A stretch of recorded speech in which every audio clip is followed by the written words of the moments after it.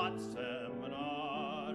Dorten geh ich hin, auch wenn ein Tag ist, seufzen Deuften zu keiner noch war. Denn der Blutenduft muss vergehen, doch die Wahrheit, die bleibt besten, und die Wahrheit findest du mieses Kreis, jeden Abend seinen Schäfer weiß, weg man richtig zu streiten heran. Denn Debatten, die wir haben, dort anschauen.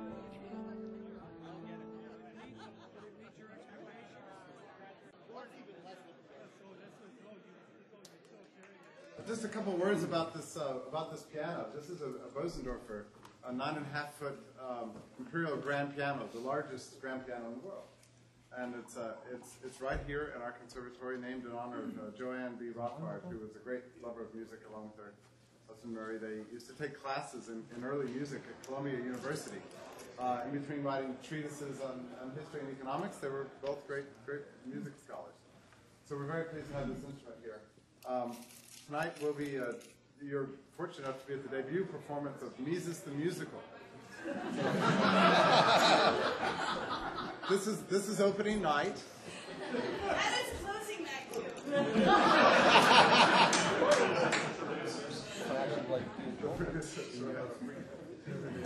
Guaranteed to lose money. Yeah. There's seats over here, y'all. Look.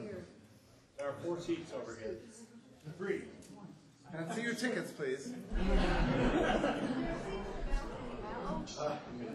John, am I on my mark? Let me introduce to you Arlene Zinner. She's the pianist and largely responsible for having produced this.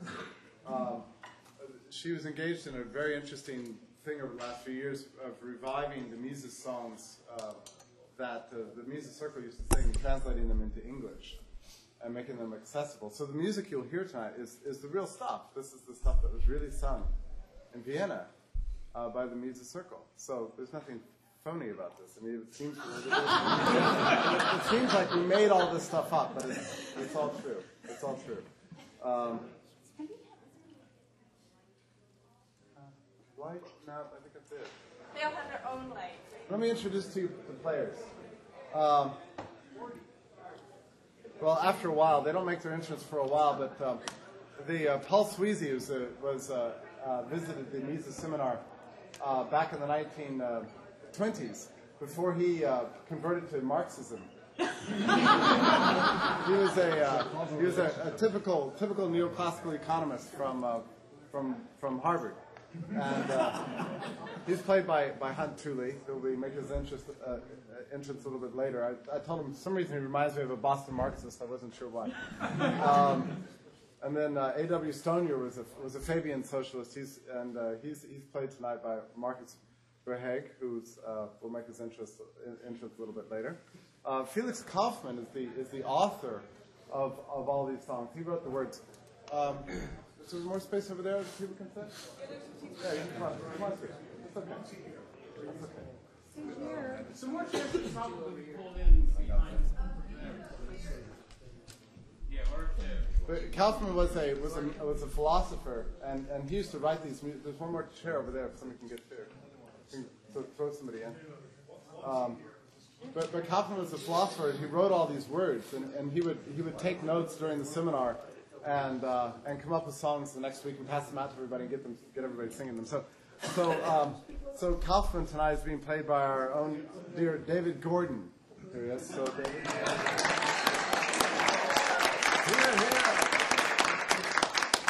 Everybody says Kaufmann was a mischievous fellow. Gottfried Habler was a great friend of Mises, who flirted somewhat with Keynesianism midlife, but also wrote some very good books on trade theory and on business cycle theory. And tonight he's played by Tom DiLorenzo. I haven't read the script yet. Fritz Machlup was very much responsible for Human Action having been published. He gave a very positive review of it. I was a good friend of Mises. They had their ups and downs, but also another great theorist, and he's played by Joseph Salerno. And then Hans Meyer was a problematic figure. He was a disciple of Max Weber, a social democrat who makes an appearance in Mises' autobiography. It turns out he got along very well with the people who ran Mises out of Austria. He thrived under the Nazis, Hans Meyer, and he was played tonight by our own dear Roderick Long.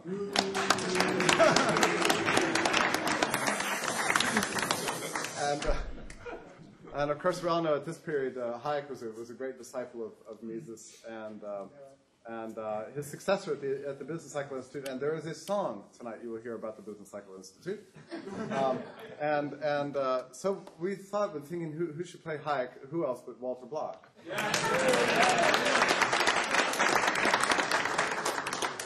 Our last player needs no introduction. The author of the Mises biography, the man who knows Mises probably better than any living person, Guido Hülsmann.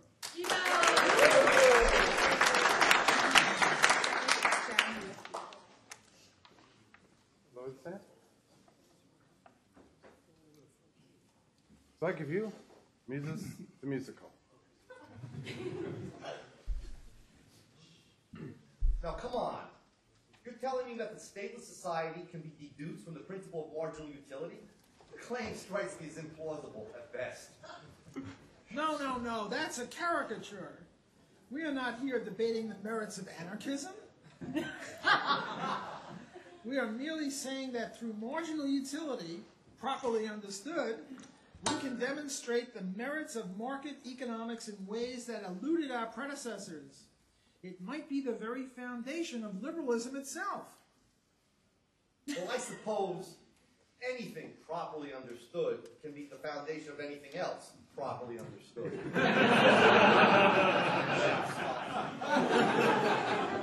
Gentlemen, if I may. Yes, Professor. Stand,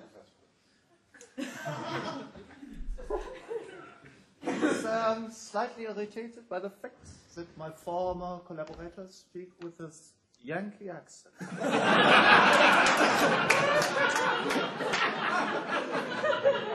But as to substance, the trouble with early liberalism and the reason for its intellectual failure, I believe, was its lack of a purely scientific foundation.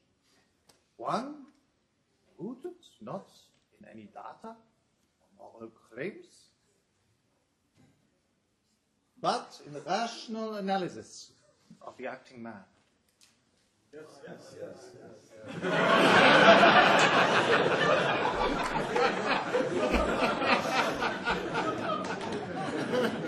I may be so bold as to disagree with everybody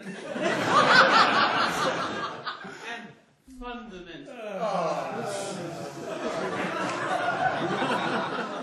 you have all failed to come to terms with the teachings of Max Weber, who says it's a series of ideal types points. The way to where? Hayek, oh no.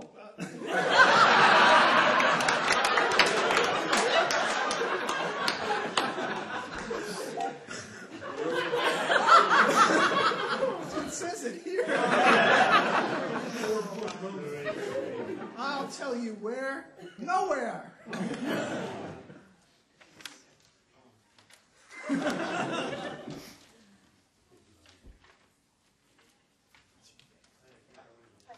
I suspect you are up to your usual tricks.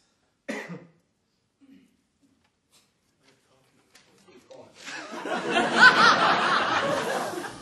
was just thinking.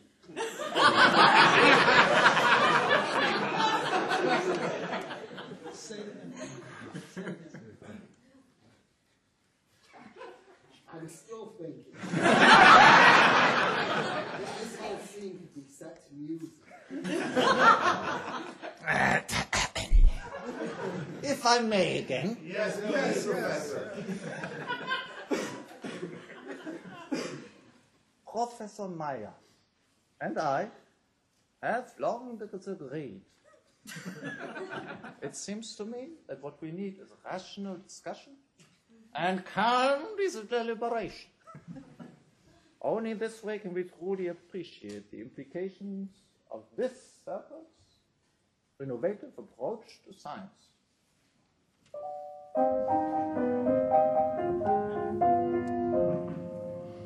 I have a point of doctrine that you should really hear. Attempt a refutation, but you will not come near. I call myself a liberal, but not from days of yore. I say all things differently than those who came before. A liberal anyone can be, but in vain alone the reasons see. I know this 'cause marginal utility sheds proper light on economy. I know this 'cause marginal utility sheds light on economy.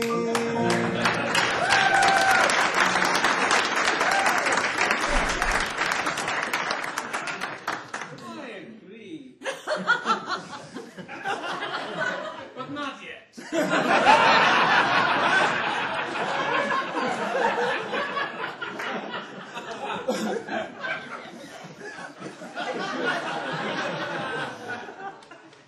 Now, do you agree? I agree that you are convinced of your position, Professor. But there is another way to look at it.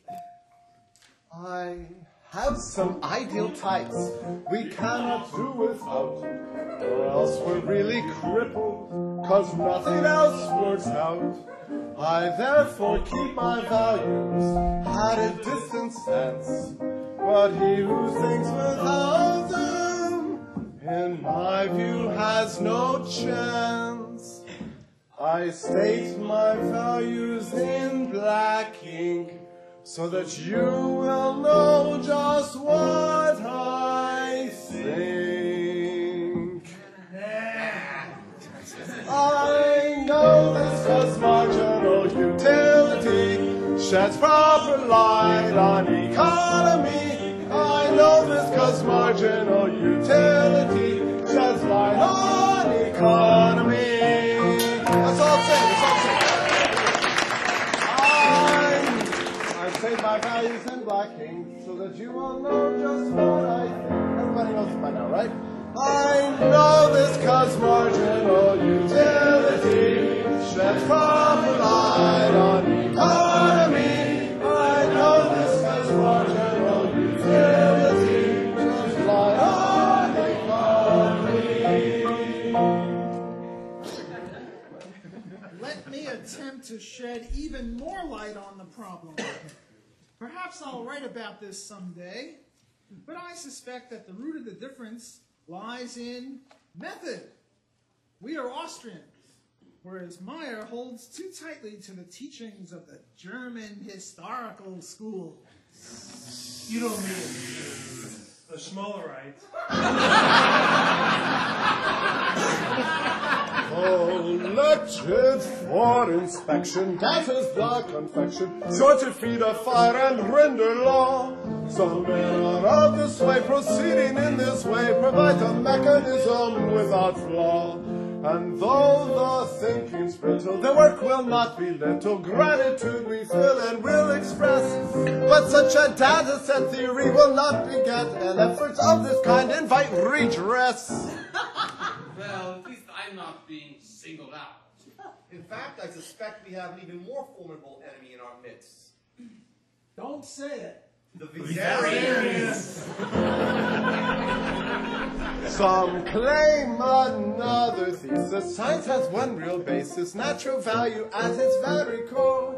Should you not comprehend, no speculation led, as all your work will soon be out the door. Now, as to values meaning, it wants intervening. Pretext shimmer, but they shed no light. This thesis sadly lacking, the veil of truth not cracking. For real theory, there's no hope in sight. This is well-trod territory, isn't it, gentlemen? Let us all move on to greener pastures and agree Mises is our true teacher. Let us raise a glass to our host. But with Professor Mises' seminar that teases thoughts of truth from those who love retort, thinking begins at 7 and lasts till nearly 11, but certainty supply is never short. For all ears and suspension, everyone's attention turned to him with wisdom non-parallel, with knowledge apoplectic.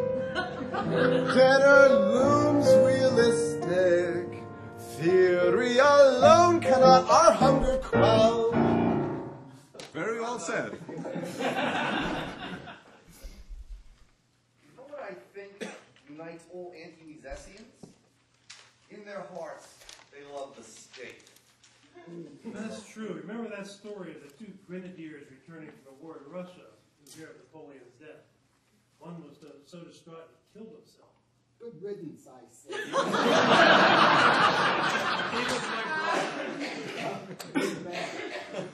In any case, wasn't that story told in a song? Yes, Felix. Yes, Felix. And then Napoleon haunts his grave, so the story goes anyway. And I know what you are thinking. We I all, didn't know that. we all have leaders we admire.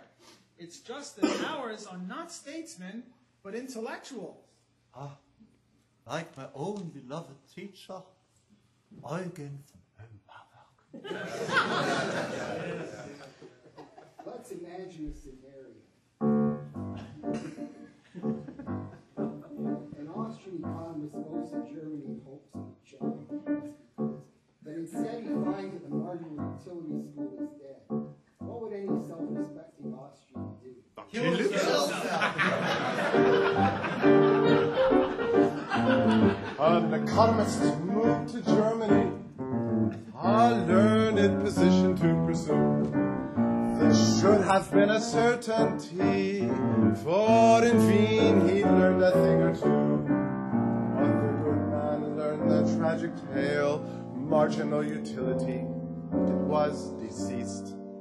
Its followers lamented the school's corruption, their dozen wouldn't increase. Our economist cried bitterly, oh, for the terrible news. Oh, that life hadn't been granted me. Gone to the dogs is my muse. My books, what to become of them? The editions are printed, but no demand. I might well burn them straight away. Wisdom's met its final stand. Dishonor with its death knell sounding, and my friend fate betrays me. In world protest with pride abounding, I've got Harry Carey to save me. I shall not do it hastily. This would be no friend to reason. I exchange my life here justifiably, for sacrifice knows its season. From the treasury of Banger's works, I lay a volume on my breast. Now pen in hand, my dagger dear, within my soul may find its rest. And so I stilly lie and wait, like my books remaindered and dusty. But hark, now complimentary goods, they cry for battle loud and lusty. Boom, Bavick advances over my grave, polemics and lightning and thunder. Polemics and lightning and thunder. Armed I rise up, burst my enclave. Put not marginal utility asunder.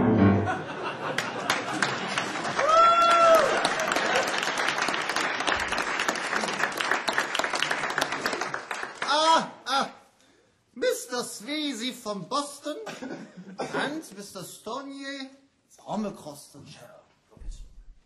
How good you could come to bid us farewell.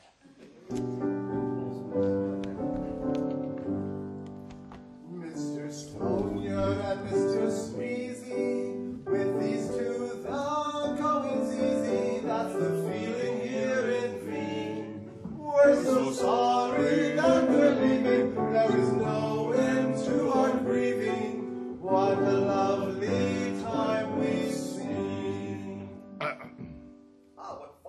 worries you to leave months and months and months and months talking about really the same 2 points.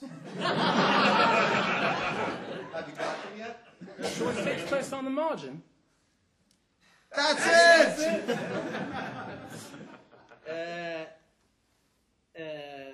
Values are subjective. Exactly. Was not in vain. Mr. Squeezy came from Boston, didn't worry what it cost him, heart aflame with one desire. Gain some knowledge of his thinking and prevent his mind from shrinking far beyond his local shrine. Mr. Squeezy had many questions, but was offered one suggestion more than worth its weight in gold. Make your judgments on the margin, values small and values large can up and change as life unfolds. Oh, now I am smart as ever, Squeezy called with great endeavor. I'll go home and you will see agitation. I'll be rousing all of Harvard soon as housing marginal youth.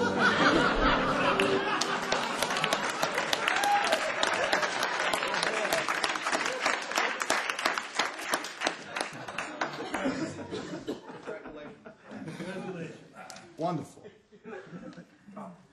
Very well done.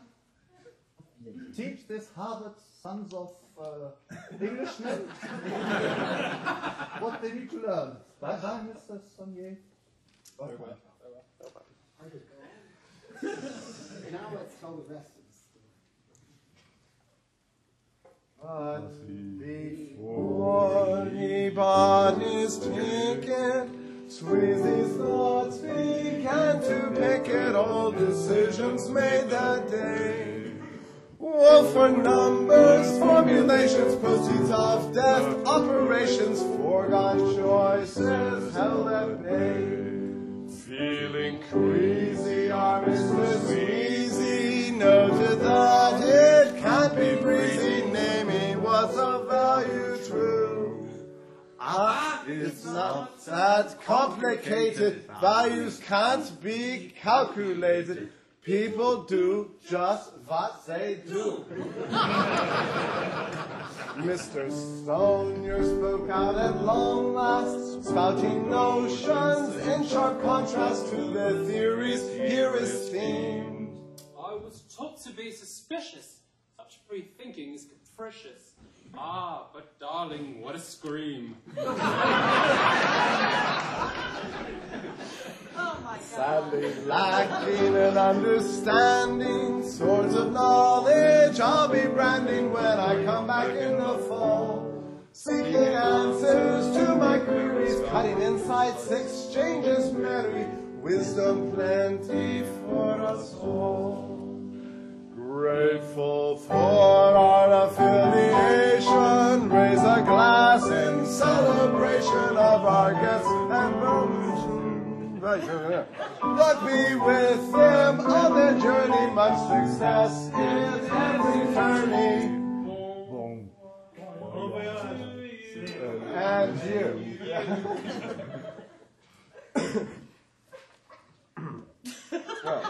Bon voyage today. So long.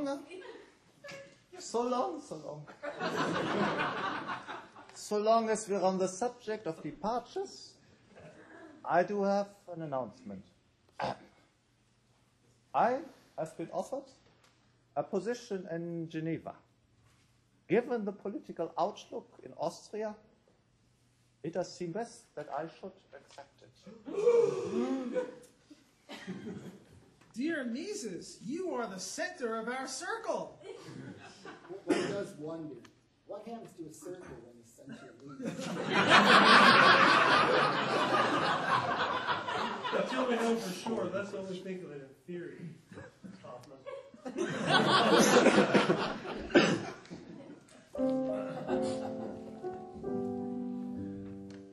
And the circle grieves so When its center starts to saunter, its circumference feels empty, disheartened and low, that a crisis here to ponder, radii are left to wander, radii are left to wander.